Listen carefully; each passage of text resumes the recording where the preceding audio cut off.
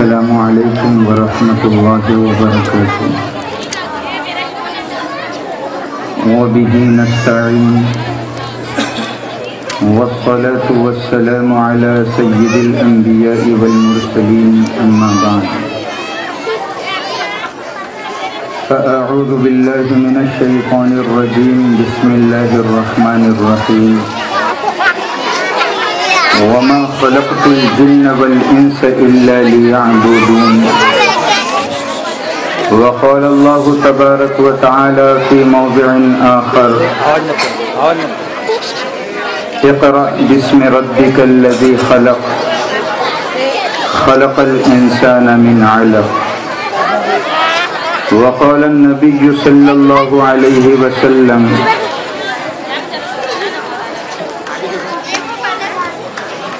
إن الله يرفع لهذا الكتاب أقواما ويضع به آخرين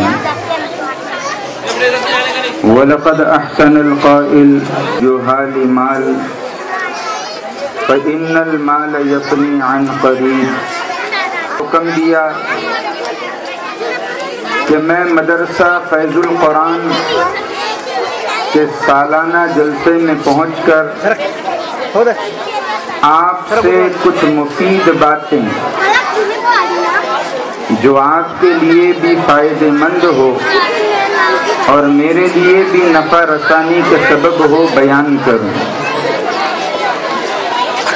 اللہ کا بے پایا احسان ہے کہ اس اسٹیج کے اوپر علم و فضل تقویٰ و طہارت میں یکتائے روزگار علماء کرام تشریف فرمائے ہیں.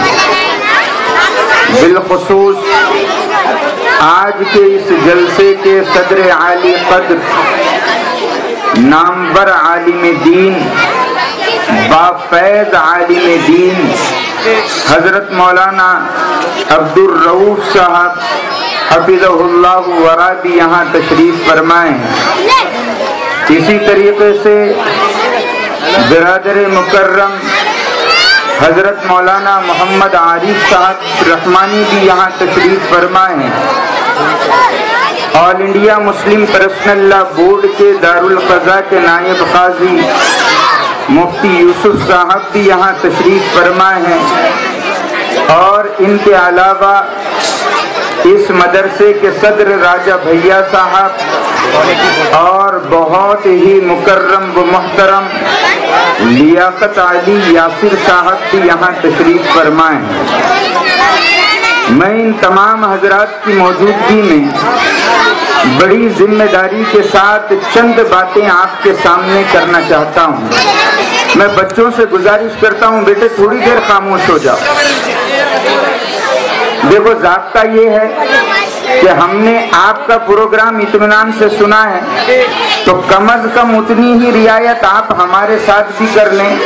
کہ میں مختصر بات بہت مختصر بات دیکھیے میں نے خطبے کے اندر ایک آیت تلاوت کی ہے وہ قرآن کریم کی آیت ہے اور آپ نے بارہا اس آیت کو سنا ہوگا. اللہ رب العزت نے انسان کو بہت خاص مقصد کے تحت پیدا کیا ہے. قرآن کہتا ہے وَمَا خَلَقْتُ الْجِنَّ وَالْإِنسَ إِلَّا لِيَعْبُدُونَ.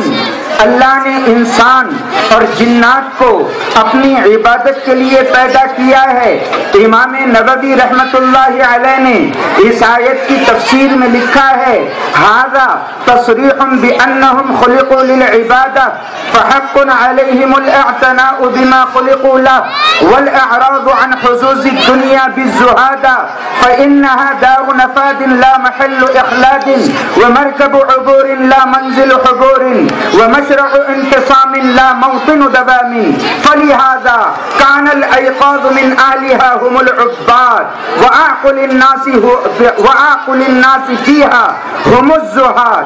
یہ آیت کی تفسیر مجھے اور آپ سے کہتی ہے انسان یاد رکھ اللہ نے تجھے بڑے خاص مقصد کے لیے پیدا کیا تاکہ تو اللہ کو پہچانے کریں، اللہ کی عبادت کریں، اللہ کے سامنے آوازاری کریں۔ اللہ رب العزت نے جب انسان کی اس کائنات میں تخلیق ہوئی، اللہ نے انسان سے کہا کہ دیکھ دنیا کی رونق، دنیا کی چکا چوند تجھے اپنی جانب کھینچے گی اور کہے گی آ تو مجھے قبول کر لے۔ قرآن انسان کو بریک لگا کے کہتا ہے صبغۃ اللہ ومن احسن من اللہ صبغہ، یاد رکھ اللہ کے رنگ میں رنگ جا۔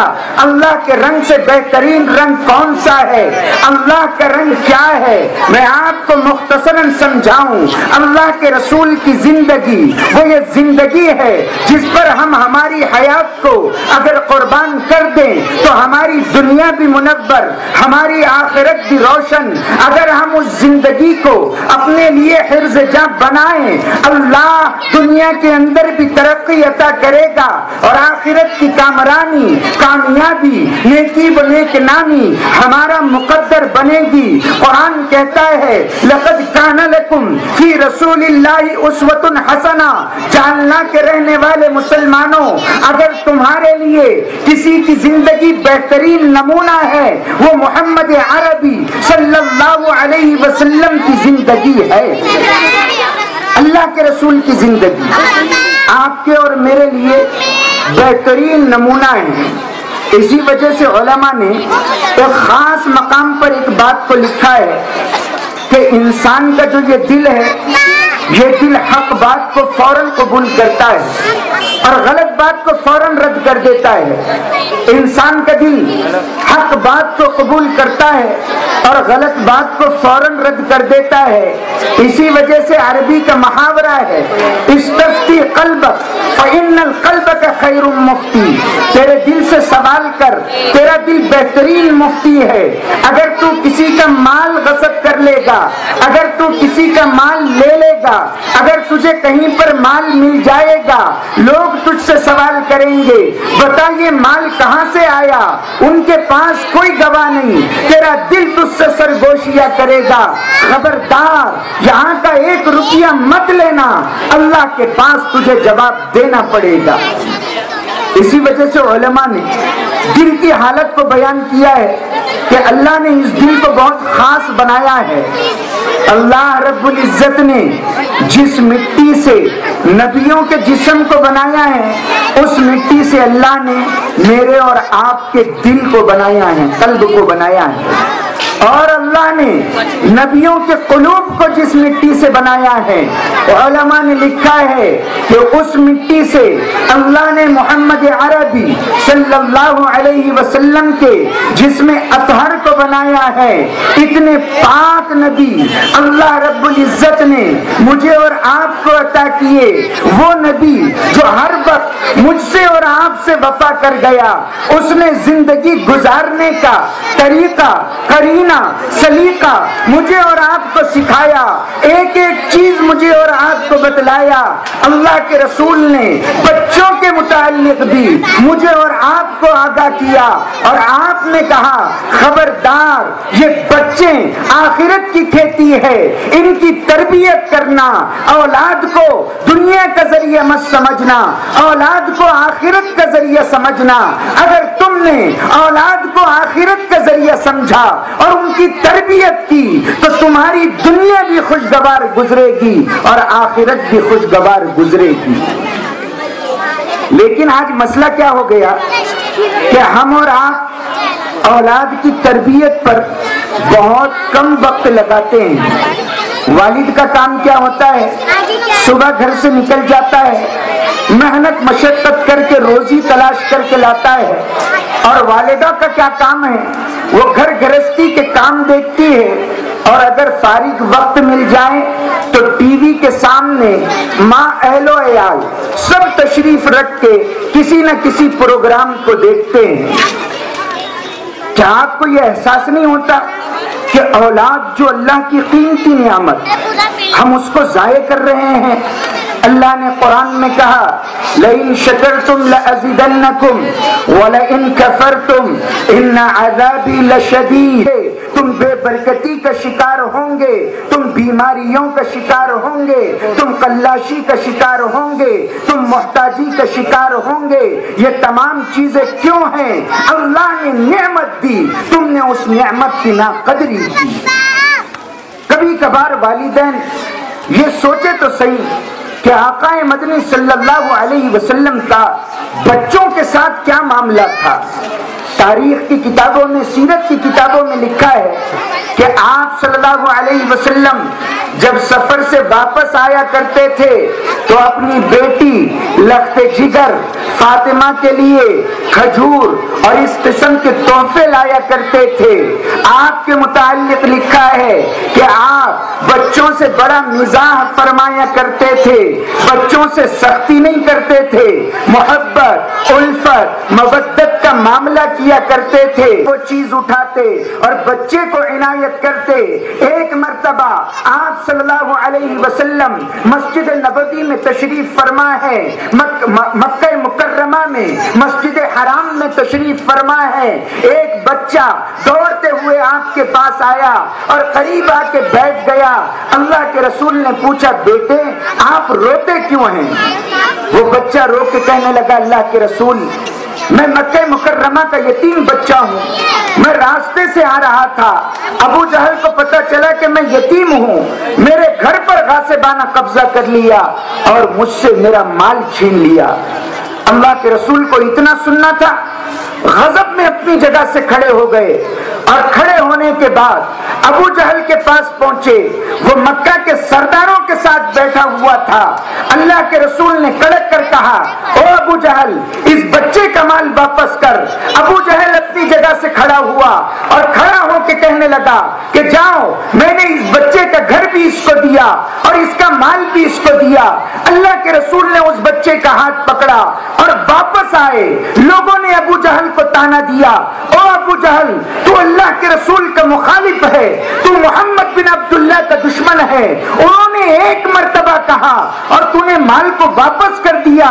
ابو جہل نے کہا کہ جب محمد رسول اللہ میرے پاس اس بچے کے مال کا مطالبہ لے کر آئے تو میں نے دیکھا آپ کے دو کاندھوں کے درمیان ایک شیر منہ کھولے کھڑا ہے اور ایک فرشتہ کہہ رہا ہے، ابو جہل ان کا بچے کا مال واپس کر دے ورنہ یہ شیر ابھی تجھے دو ٹکڑے کر کے ہلاک کر دے گا۔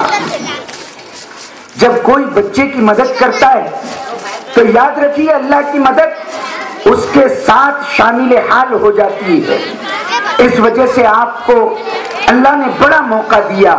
میں جب یہاں پہ پہنچا تو مکتب فیض القرآن کے بہت سے طلبہ و طالبات آپ کے سامنے پروگرام پیش کر رہے تھے۔ آپ خود اپنے دل پہ ہاتھ رکھ کے کہیں کہ آپ نے جب بچے اور بچیوں کے منہ سے، طلبہ و طالبات کے منہ سے قرآن، حدیث، اخلاقیات کی باتیں سنی، آپ کا بھی دل خوش ہوا ہوگا کہ یار ہمارے بچے کتنے خوبصورت انداز میں قرآن کریم کو پڑھ رہے ہیں، اللہ کے رسول کی سیرت کو بیان کر رہے ہیں۔ میرے عزیزوں یہ کوئی معمولی بات نہیں ہے، اس کے اوپر ان کے اساتذہ کو بہت محنتیں کرنا پڑی۔ بعض مرتبہ سارے بچے یکساں نہیں ہوتے، ایک دو بچے ذہین ہوتے ہیں، باقی بچوں پر محنت کرنی پڑتی ہے۔ استاذ بار بار سمجھاتا ہے، محبت کے ساتھ سمجھاتا ہے، کبھی تعدیب کر دیتا ہے، کبھی ایک آدھ دو چھڑی مار دیتا ہے۔ اپنے سرپرستوں کا کام کیا ہے؟ وہ بچے کی کسی بات پر کان نہ دھریں بلکہ بچے سے ہمیشہ کہیں، بتاؤ تم آج مکتب گئے تھے یا نہیں؟ اگر تم مکتب گئے تھے تو تم نے وہاں پر جا کر قرآن و حدیث کی کیا تعلیم حاصل کی ہے؟ بچہ اگر آناکانی کرے تو اس سے کہیں، بیٹا آپ اللہ کی کتاب پڑھ رہے ہیں، آپ قرآن کریم کو پڑھ رہے ہیں، اور خبردار اللہ کی کتاب کو بے ادبی سے نہ پڑھنا، اللہ کی کتاب کا اکرام و احترام کرنا۔ والدہ کا بھی یہ کام ہے کہ بچہ جب مکتب سے آئے اور اگر کسی چیز کا مطالبہ کریں تو اخلاقی اس کی تربیت کریں۔ باپ کام سے واپس آتا ہے، چچا کام سے واپس آتا ہے، بچے اس کو دیکھ کر فوراً کہتے ہیں ابو 1 روپیہ دے دو، ابو 2 روپے دے دو، ابو 5 روپیے دے دو۔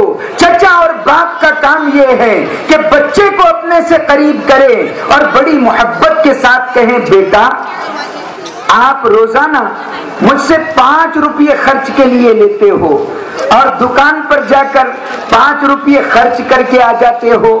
بیٹا آپ کو معلوم ہے ہمارے محلے کے اندر فلاں بچہ یتیم ہے، اس کے والد کا انتقال ہو گیا، اس کو روزانہ کوئی خرچے کے لیے پیسے نہیں دیتا، وہ کبھی کبھار دکان پر جاتا ہے، اور جب بھی تم چاکلیٹ کھاتے ہو، جب بھی تم ٹافی کھاتے ہو، جب بھی تم کوئی دکان سے چیز خرید کر کھاتے ہو، وہ بچہ تم کو ٹکٹکی باندھ کر دیکھتا ہے اور اپنے دل میں سرگوشیاں کرتا ہوگا اللہ اگر میرے ابو زندہ ہوتے وہ بھی مجھے پیسے دیتے، میں بھی دوڑا دوڑا دکان پہ جاتا کوئی چیز خرید کے لاتا۔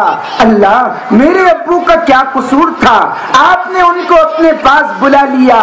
آپ اس بچے کو قریب کریں اور کہے بیٹا آج یہ پیسے تم دوڑے دوڑے جاؤ اپنے اس دوست کو دے آؤ جو غریب ہے، جو یتیم ہے، جو یسیر ہے، جو مفلس ہے، جو کلاش ہے، جو محتاج ہے۔ یاد رکھیے جب ان خطوط پر آپ ان بچوں کی تربیت کریں گے، میں یقین سے یہ بات لکھ کے دینے کے لیے تیار ہوں، جب یہ بچے نوجوان ہو کر دینی زندگی میں عملی راہ پر چلیں گے، انشاءاللہ ان کی ذات سے ایمان اور اسلام دونوں کو تقویت ملے گی۔ لیکن ہوتا کیا ہے کہ ہم چھوٹی چھوٹی باتوں کو نظر انداز کر دیتے ہیں، یا تو والدہ نظر انداز کر دیتی ہے یا والد نظر انداز کر دیتے ہیں۔ اسی وجہ سے میں نے اس سے پہلے آپ سے کہا ہے کہ صحابہ کرام اولاد کو آخرت کے ذریعے سمجھتے تھے اور ہم اولاد کو معاف کرنا دنیا کا ذریعہ تصور کرتے ہیں۔ اگر لڑکا ہوتا ہے تو سارے گھرانے والے خوش، چچا بھی خوش، تایا خوش، اڑوس پڑوس کے 40 گھرانے خوش، اور اگر لڑکی ہوئی تو باپ بھی ناراض، دادا بھی ناراض، چچا بھی ناراض، اور باپ تو بات کرنے کے لیے تیار نہیں، چچا بات کرنے کے لیے تیار نہیں۔ ہاسپٹل میں اہلیہ کو لے کے گیا اور فون بار بار لگانے لگا کہ مولانا دعا کیجئے میں اپنی اہلیہ کو یہاں لے کے آیا ہوں، اللہ خیر و عافیت کا معاملہ کرے۔ آدمی پریشان ہوتا ہے، 1 سے 2 مرتبہ فون آتا ہے، اس کے بعد جب ہم فون لگاتے ہیں تو فون سوئچ آف۔ اب ذہن میں آتا ہے پتہ نہیں کیا مسئلہ ہو گیا۔ 2-3 روز کے بعد ملاقات ہوتی ہے، خیریت لی جاتی ہے تو باپ کہتا ہے ساری چیزیں خیریت ہے۔ ہم کہتے ہیں اللہ نے آپ کو اپنی نعمت سے نوازا ہے، آپ نے نہیں بتایا لڑکا ہوا ہے یا لڑکی، تو باپ بہت دھیمی آواز سے کہتا ہے کہ مجھے لڑکی ہوئی ہے، اور شاید اس کے دل پہ بجلی گر جاتی ہے، لیکن اللہ کے بندو میری بات کو یاد رکھنا، لڑکا بھی اللہ کی امانت، لڑکی بھی اللہ کی امانت۔ اگر نیک والدین ان کی تربیت کریں گے تو یاد رکھنا یہی لڑکا اور لڑکی کل اللہ کے دربار میں والدین کو جہنم سے آزاد کرائیں گے، اور دنیا و آخرت میں کامیابی و کامرانی کی ضمانت بنیں گے۔ خیر القرون کے اندر بچوں کے تربیت کا ایک مزاج تھا، والدین بھی جتنا مال آتا اولاد کی تعلیم و تربیت پہ لگاتے تھے۔ آج انسان کیا کرتا ہے، اگر مال آتا ہے تو پلاٹ خرید لیتا ہے، کسی کے پاس اور زیادہ مال آیا تو وہ دنیاوی بہت زیادہ اپنے مکان کو اعلیٰ و ارفع بنا لیتا ہے. لیکن آپ میری بات یاد رکھیں، خیر القرون کے اندر ایک مزاج تھا کہ وہ اپنے اولاد کی تربیت پر مال کو لگایا کرتے تھے. مدینہ منورہ کے اندر ایک خوبصورت نوجوان ہے، وہ سوق المدینہ میں گیا، مدینہ کے بازار میں گیا. اچانک اس کے کان میں آواز پڑی، ایک شخص آواز لگا رہا ہے، ایک شخص صدا لگا رہا ہے، تم میں کون ہے جو اللہ کے راستے میں چلے گا اور اپنے جان کا نذرانہ پیش کرے گا. اس نوجوان نے اس صدا کو سنا، اس کا دل بھر آیا، الٹے قدم اپنے گھر پہ واپس آیا اور آ کر اپنے بیوی کو ایک جگہ پر بٹھایا اور بڑی محبت کے ساتھ کہنے لگا، او میری شریک حیات، ایک بات سننا. بیوی نے کہا آپ بیان کریں، میں آپ کا ہر حکم بجا لاؤں گی. شوہر نے بڑی لجاجت سے کہا، او اللہ کی بندی، میں سوق المدینہ میں گیا تھا، مدینہ کے بازار میں گیا تھا، میں نے وہاں پہ اعلان سنا، تم نے کون ہے جو اپنے جان کا نذرانہ اللہ کے راستے میں پیش کرے گا. میرا دل چاہتا ہے کہ میں بھی اللہ کے راستے میں جاؤں. بیوی نے بڑی لجاجت سے کہا، آپ کو پتہ نہیں میری حالت کیا ہے، میں امید سے ہوں، پریشان ہوں، آپ اس حالت میں مجھے چھوڑ کے جانے کی بات کرتے ہیں.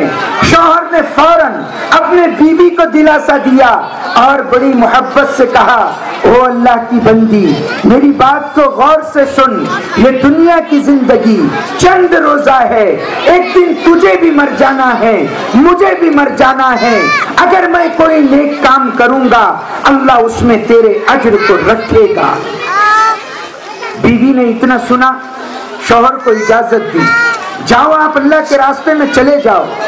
شوہر اپنی جگہ سے اٹھا، استبل سے گھوڑا نکالا، گھوڑے کے اوپر زین کسی اور اس کے بعد اس کے رکاب میں پیر رکھ کر ایک جست لگائی اور گھوڑے کی پشت پر سوار ہو گیا.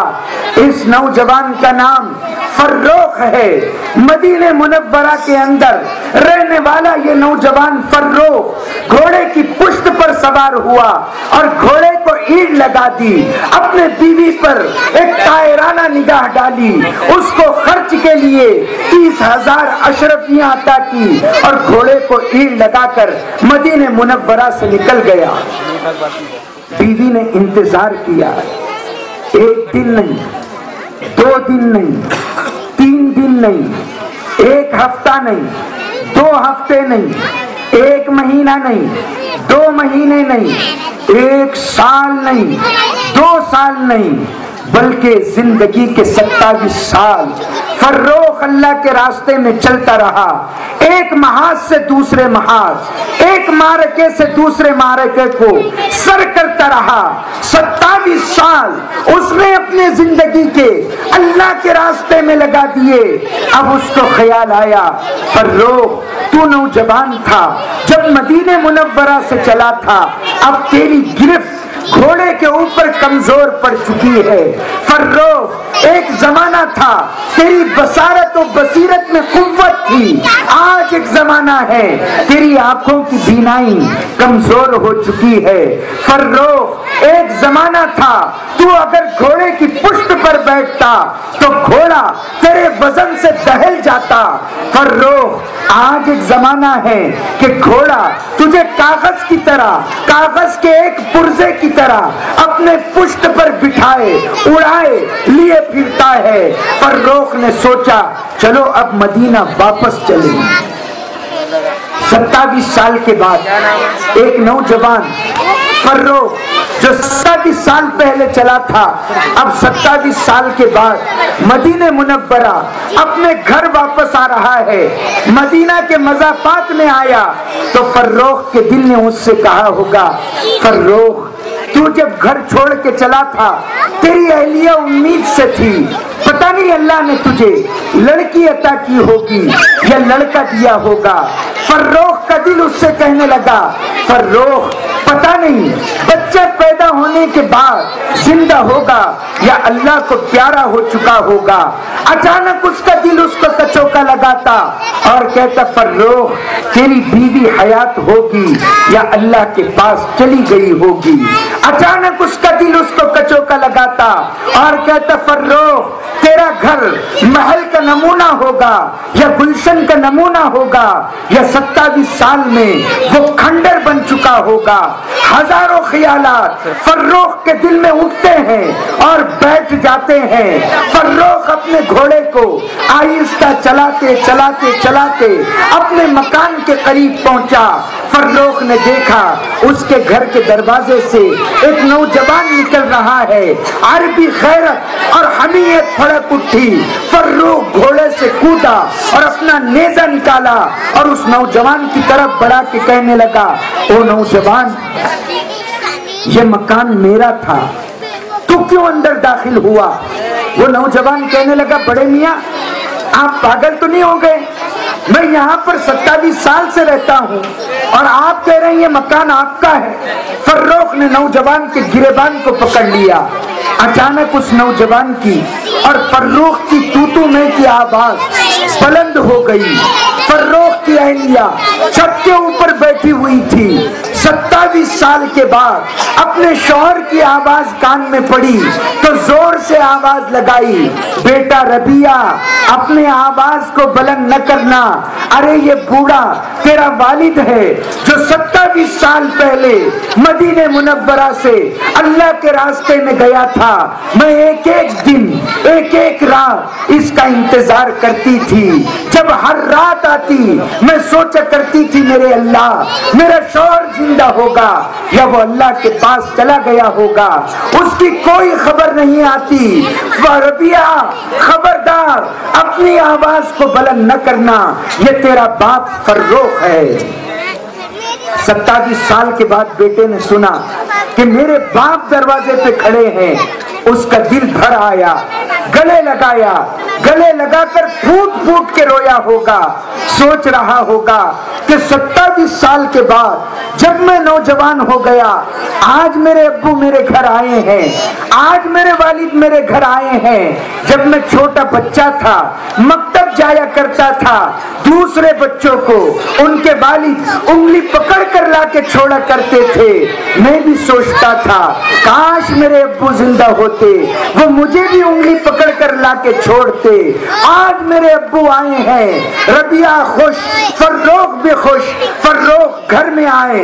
بیوی نے کہا آپ تیار ہو جائیں اس کے بعد مسجد نبوی تشریف لے جائیں اور جا کر روزہ مبارک پر سلام عرض کریں. فروخ فریش ہو گئے اور اس کے بعد مسجد نبوی تشریف لے گئے. مسجد نبوی پہنچنے کے بعد فروخ نے آقا مدنی صلی اللہ علیہ وسلم کو سلام پیش کیا. اس کے بعد اچانک مسجد نبوی میں اعلان ہوا کہ حدیث کا حلقہ لگے گا قرآن کا حلقہ لگے گا. فروخ کے دل نے چاہا کہ میں بھی اس حلقے میں بیٹھ جاؤں. فروخ جا کر اس حدیث کے حلقے کے ایک کنارے پر بیٹھ گئے. اچانک ایک نوجوان آیا. اس نے خوبصورت انداز میں حدیث کی تلاوت کرنی شروع کی. ایک نوجوان نے حدیث کی تلاوت کرنی شروع کی. فروخ نے اپنے بغل میں بیٹھے ہوئے شخص سے پوچھا یہ نوجوان کون ہے؟ بغل میں بیٹھے ہوئے شخص نے کہا کہ معلوم پڑتا ہے تم مدینہ کے رہنے والے نہیں ہو کسی اور جگہ کے رہنے والے ہو.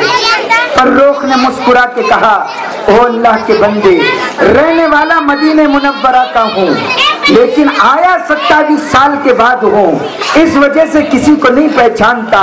وہ بغل میں بیٹھے والا شخص مسکرا کے کہنے لگا یہ نوجوان حدیث کا بہت بڑا عالم ہے. اس کا نام ربیعہ ابن فروخ ہے.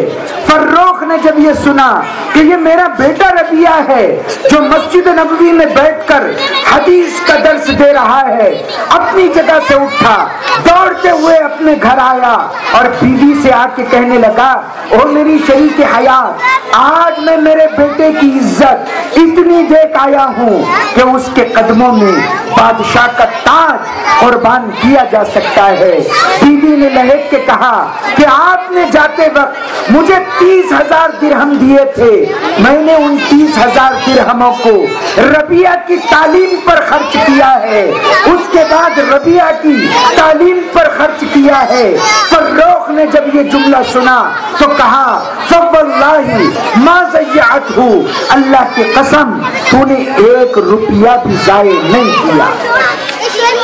جو پیسہ اولاد کی تعلیم پر لگایا جاتا ہے، جو پیسہ بچوں کی تعلیم و تربیت پہ لگایا جاتا ہے، یاد رکھیے وہ 1 روپیہ بھی ضائع نہیں ہوتا۔ اگر آپ مکتب کے اندر بچوں کی فیس دیتے ہیں، بچیوں کی فیس دیتے ہیں، آپ کو ناگوار گزرتا ہوگا۔ میں آپ سے کہہ رہا ہوں، آپ کو اللہ کا واسطہ اپنی اولاد پر، ان کے تعلیم و تربیت پر خوب مال خرچ کیجئے۔ آپ جتنا مال اولاد کی تعلیم و تربیت پہ خرچ کریں گے، انشاءاللہ اس کا نفع آپ کو یہاں پر بھی ہوگا، اس کا نفع آپ کو آخرت میں بھی ہوگا۔ دوسری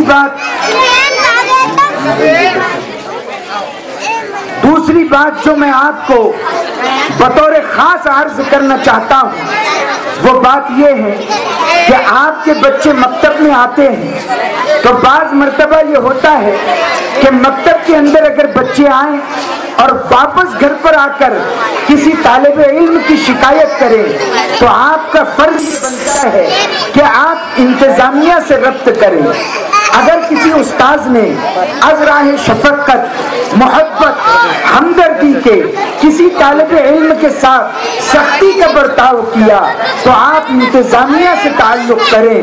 یاد رکھیے اگر آپ نے مکتب کے کسی استاذ کی ناقدری کی، اس کو برا بلا کہا، اس کو سخت سست کہا، اللہ کا ضابطہ ہے کہ جب استاذ کو تکلیف پہنچتی ہے اور اس کے دل سے صدا نکلتی ہے، بچہ چاہے جتنا ذہین ہو، میں آپ کو یہ بات سمجھا رہا ہوں، وہ بچہ تعلیمی میدان میں ترقی نہیں کر سکتا۔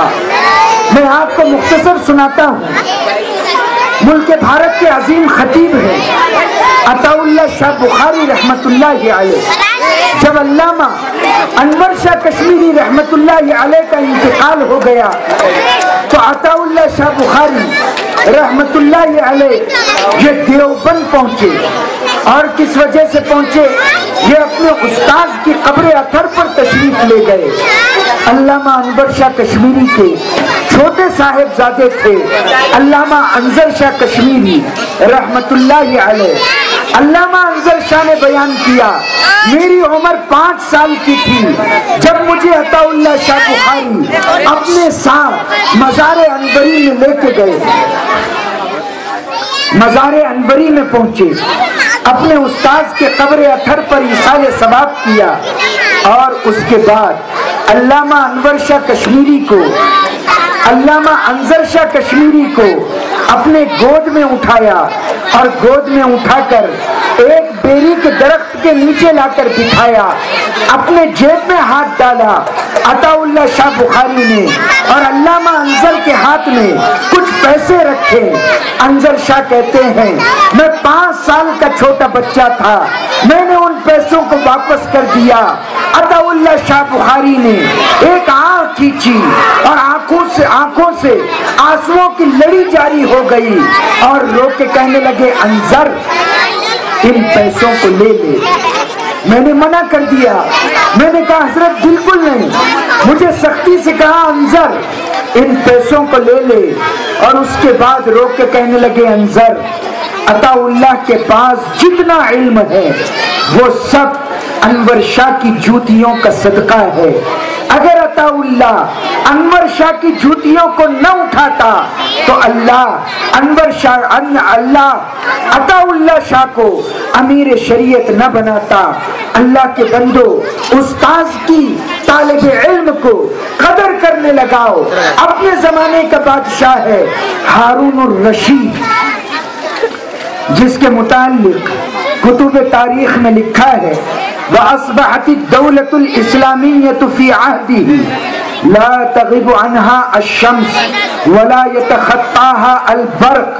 خلیفہ ہارون رشید ایسا جلیل القدر بادشاہ تھا کہ بجلی کا کون اس کی سرحد سے باہر نہیں ہوتا۔ ایک مرتبہ بادل کو دیکھ کے کہنے لگا اینما تذهبی یأتنی خراجک، تیرا دل جہاں پر چاہے وہاں جا کر برس جا، تجھ سے آنے والا عشر ہارون رشید کے بیت المال میں آئے گا۔ اتنا بڑا بادشاہ، لیکن ایک مرتبہ اپنے شہزادوں کو ملاقات کروں گا۔ دوسرا شہزادہ کہتا ہے میں استاذ کی جوتی کو سیدھا کروں گا۔ ہارون رشید نے یہ منظر دیکھا، پلٹ کے واپس آ گیا۔ وزیر نے کہا ہارون الرشید سے کہ امیر المؤمنین کیا بات ہے، آج چہرے پر غم کے اثرات ہے۔ ہارون کہنے لگا واللہ یہ غم کے اثرات نہیں، یہ تو خوشی کے اثرات ہے۔ وزیر کہنے لگا کیا بات ہوئی؟ ہارون نے مسکرا کے کہا آج میرے شہزادوں کو زندگی گزارنے کا طریقہ آ گیا۔ میں نے دیکھا وہ اپنے مکتب کے استاذ کی جوتی اٹھانے کے لیے آپس میں لڑ رہے ہیں۔ اللہ کے بندو، یہ مکتب کے اساتذہ آپ کے بچوں کو تیار کرتے ہیں، وہ ان کو قرآن سکھاتے ہیں، یہ ان کو حدیث سکھاتے ہیں۔ اگر ان سے کوئی ناگواری ہو گئی آپ اللہ کے لیے معاف فرما دیں۔ آپ اپنے دل کو بڑا رکھیں، مکتب کا تعاون کریں، انتظامیہ کا تعاون کریں۔ اللہ کے حبیب صلی اللہ علیہ وسلم نے اپنے پہ ظلم کرنے والے لوگوں کو معاف کیا، اپنے بچوں پر ظلم کرنے والے لوگوں کو معاف کیا۔ حضرت زینب آپ کی سب سے چہیتی بڑی بیٹی، ان کے شوہر ابو العاص بن ربی غزوہ بدر کے اندر قیدی بن کے آئے۔ اللہ کے رسول صلی اللہ علیہ وسلم نے قیدیوں کا فدیہ متعین کیا تھا کہ اتنی چیز دینی پڑے گی تب قیدیوں کو رہا کیا جائے گا۔ ابو العاص نے مکہ مکرمہ اپنی بیوی زینب کو خط لکھا۔ حضرت زینب کو خط ملا، دل بھر آیا، سوچنے لگی اتنے پیسوں کا انتظام کیسے ہوگا۔ اپنے گلے کا ہار نکالا، ایک پوٹلی میں اس کو باندھا اور ایک سوار کے ہاتھ اس کو روانہ کیا کہ جاؤ جاؤ یہ ہار وہاں دے دو، اس ہار کی قیمت بھی اتنی ہے اور میرے شوہر کو آزاد کرا دو۔ اللہ کے رسول صلی اللہ علیہ وسلم مسجد نبوی میں تشریف فرما ہے۔ آپ مسجد نبوی میں بیٹھے ہوئے ہیں، اچانک وہی گھڑ سوار ایک پوٹلی لے کر آپ کی خدمت میں آیا اور کہنے لگا یہ ابو العاص بن ربی کا فدیہ ہے۔ اللہ کے رسول نے اس پوٹلی کو کھولا تو اس ہار پر نگاہ پڑی، آپ کے آنکھوں میں آنسو آ گئے۔ صحابہ نے بڑی لجاجت سے پوچھا اللہ کے رسول کیا بات ہے؟ آپ کی آنکھوں میں آنسو آ گئے۔ اللہ کے نبی نے کہا کہ ابو العاص کو آزاد کرانے کے لیے میری بیٹی زینب نے اپنے گلے کا ہار بھیجا ہے، یہ وہی ہار ہے جس کو ختیجہ نے نکاح کے وقت اس کو دیا تھا۔ آج ختیجہ کی ساری محبتیں یاد آ گئی۔ جب لوگوں نے مجھ سے مال کو روکا ختیجہ نے اسلام پر مال کو قربان کیا۔ جب لوگوں نے میری تکذیب کی ختیجہ نے میری تصدیق کی۔ جب لوگوں نے مجھے برا کہا ختیجہ نے مجھے بھلا کہا۔ جب لوگوں نے مجھ پر ظلم کرنے کے لیے آگے بڑھے ختیجہ ڈھال بن کر آگے آ گئی۔ اگر تم کہو تو میں یہ ہار زینب کو واپس کر دوں۔ صحابہ نے بڑی لجاجت کے ساتھ کہا اللہ کے رسول آپ پر ہمارے ماں باپ قربان، آپ جیسا حکم دے۔ ابو العاص کو رہا کر دیا گیا، ہار ان کو واپس دے دیا گیا۔ اللہ کے نبی نے فرمایا ابو العاص جب مکہ جاؤ تو میری بیٹی ختیجہ کو، میری بیٹی زینب کو میرے پاس روانہ کر دینا۔ ابو العاص مکہ پہنچے، حضرت زینب کو کہا تیاری کرو تم کو مدینے جانا ہے۔ حضرت زینب خوشی خوشی اچھل پڑی. بیٹیوں کا مزاج ہوتا ہے جب ان کو پتا چلتا ہے کہ وہ ماں باپ کے گھر جانے والی ہے تو آپ دیکھیے بیٹیوں کا دل بلیوں اچھلتا ہے. خوشی سے سرشار دیوانہ وار وہ تیاریاں کرتی ہے. حضرت زینب نے بھی تیاری شروع کی. ادھر اللہ کے رسول کی حالت کیا ہے؟ کبھی ابو بکر کے پاس جاتے ہیں اور کہتے ہیں ابو بکر کہ تم کو پتا ہے آج زینب آنے والی ہے. کبھی عمر کے پاس جاتے ہیں اور کہتے ہیں عمر تم نے سنا آج زینب آنے والی ہے. کبھی علی کے پاس جاتے ہیں اور کہتے ہیں علی حیدر کہ تم کو اس بات کا علم ہے آج زینب آنے والی ہے. کبھی عثمان کے در دولت پر اور ان سے کہتے ہیں عثمان آج زینب آنے والی ہے. اللہ کے رسول بڑی بے صبری سے حضرت زینب کا انتظار کر رہے ہیں. حضرت زینب اونٹنی پر سوار ہوئی مکہ سے باہر نکلی. اچانک ایک کافر حبار بن اسود ان کے اونٹنی کے سامنے آیا. اس نے نیزہ بلند کیا. اونٹنی بدک گئی. اونٹنی کوئی چھوٹی سواری نہیں ہے بلکہ بڑی سواری ہوتی ہے. حضرت زینب اونٹنی کے اوپر سے گری اور مکہ کی زمین بڑی سخت زمین ہوتی ہے. حضرت زینب امید سے تھی, حمل کی حالت میں تھی, اونٹنی کے اوپر سے زمین پر گری. آپ کو بڑے زخم آئے, خون رسنے لگا. اس کے بعد حضرت زینب کو واپس ابو العاص کے مکان پہ لے جایا گیا.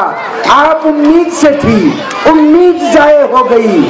حضرت زینب مدینہ منورہ پہنچی. علماء تاریخ نے لکھا ہے کہ زینب اس حالت میں پہنچی تھی کہ ان کے زخموں سے خون رس رہا تھا. جب حضرت زینب اونٹنی سے نیچے اتری, اللہ کے رسول نے ایک کپڑے سے زینب کے زخم کو صاف کیا. آپ کی آنکھوں سے آنسو رواں ہو گئے. آپ نے روتے روتے کہا اللہم اغفر لقومی فإنہم لا یعلمون.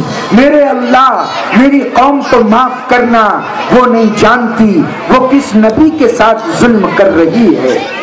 اپنی بیٹی کو اپنے آنکھوں سے دیکھا کہ لہو لہان ہے. امت کو سبق دیا میری امت یاد رکھنا میں نے کفار مکہ کو معاف کیا. اگر تمہارے بچے کے ساتھ کسی سے غلطی سے کوئی غلطی ہو جائے خبردار اس کی عزت کو مت اچھالنا, اس کی پگڑی کو مت اچھالنا, اس کے ماں بہن پر گالی مت دینا. اللہ کے رسول نے کہا اس کو معاف کرنا, اس کو معاف کرنا, اس کو معاف کرنا. اللہ کے پاس تمہارا یہ عمل اتنا مقبول ہوگا, اللہ تم سے راضی ہوگا, تمہاری اولاد سے اللہ دنیا میں بھی دین کی خدمت لے گا اور آخرت کے اندر انشاءاللہ اللہ آپ کو اس نیکی پر بہت بڑا اجر عطا کرے گا. اس وجہ سے اللہ کے بندو آپ نے مکتب فیض القرآن کے بچوں کو پڑھتے ہوئے دیکھا ہے. آپ کے یہاں پر فیض العلوم بھی مدرسہ چلتا ہے, بہت بڑا مدرسہ ہے. آپ کے شہر کا اپنا بڑا دینی ادارہ ہے. آپ تصور تو کریں وہاں پر بھی بچے علم دین کو حاصل کرتے ہیں. ایک والد کے 4 لڑکے ہیں. والد والدہ نے نیت کی ہے کہ ہم ہمارے دوسرے بیٹے کو, ہم ہمارے پہلے بیٹے کو عالم دین بنائیں گے. اچانک اس کی عمر 9-10 سال کی ہوتی ہے. ماں شوہر کو اس کا وعدہ یاد دلاتی ہے, یاد کرو وہ وعدہ جو میں نے اور آپ نے اللہ سے کیا تھا کہ اس بچے کو قرآن کا حافظ بنائیں گے. باپ کو وعدہ یاد آتا ہے, وہ بچے کے لیے 2 سفید لباس سلواتا ہے. بظاہر وہ میرے اور آپ کے لیے سفید لباس ہوتے ہیں, لیکن والد والدہ یہ سوچتے ہیں کہ یہ ہمارے لیے تو کفن ہے. ہم نے آج بچے کو پہنا دیا, یہ مدرسہ جا رہا ہے. باپ اس کی بیٹی کو اٹھاتا ہے اور مدرسہ لا کے اس کو چھوڑ دیتا ہے. اس کے بعد جب باپ گھر پہ واپس آتا ہے، بیوی اس کے سامنے کھانا رکھتی ہے، شوہر پوچھتا ہے کیا بنایا ہے؟ ماں آنکھوں میں آنسو لا کے کہتی ہے کہ وہی چیز بنائی ہے جو ہمارے بچے کو بڑی پسند تھی۔ باپ کے آنکھوں میں بھی آنسو آ جاتے ہیں، وہ بڑی لجاجت سے کہتا ہے آج اس کو میں اپنے ہاتھوں سے مدرسہ چھوڑ کے آیا ہوں۔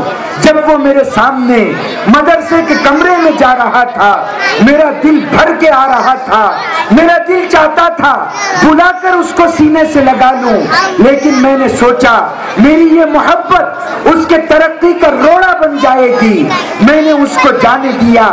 والدہ بڑی لجاجت سے کہتی ہے کہ پتہ نہیں آج اس نے کھانا کھایا ہوگا یا نہیں کھانا کھایا ہوگا، آج اس کے مدرسے کا پہلا دن ہے، پتہ نہیں میری یاد آتی ہوگی، آپ کی یاد آتی ہوگی، رات میں کیسے سویا ہوگا، سردی کی سرد راتیں ہیں اور راتیں لمبی ہوتی ہے، میں نے اس کو اوڑھنے کے لیے ایک پتلی چادر دی ہے، پتہ نہیں وہ کیسے سویا ہوگا، اگر یہاں پہ ہوتا میں اس کو گرم لحاف اڑا دیتی، میں اس کے سر میں تیل لگا دیتی، اگر اس کے پاؤں دکھتے تو میں اس کے پیر دبا دیتی، پتہ نہیں فیض العلوم میں کون اس کی نگرانی کرتا ہوگا۔ ماں بھی روتی ہے، باپ بھی روتا ہے، یاد رکھو ماں باپ کی یہ قربانی اولاد کو قوت دیتی ہے اور یہ اولاد آگے چل کر دین کی راہوں پر ترقی کرتی ہے۔ اللہ کے بندو، اگر مدرسے کا طالب علم ملے اس کے سر پہ ہاتھ رکھو، اس کے سر پر ہاتھ رکھو، محبت سے اس کو قریب کرو، پڑھا ہے تو اس کو گلے لگاؤ۔ اللہ کے بندو، آپ کی یہ نیکی دنیا میں بھی ترقی کا زینہ بنے گی اور آخرت میں بھی ترقی کا زینہ بنے گی۔ آپ اس مکتب فیض القرآن کے ذمہ داران کی ہر آن ہمت افزائی کریں، اگر انتظامیہ سے یا معلم سے کوئی غلطی ہو اللہ کے لیے معاف کرے، خوب تعاون کرے، مکتب کی ضروریات کا خیال رکھیں، اگر بچے مکتب میں نہ جائیں تو بار بار جا کر یا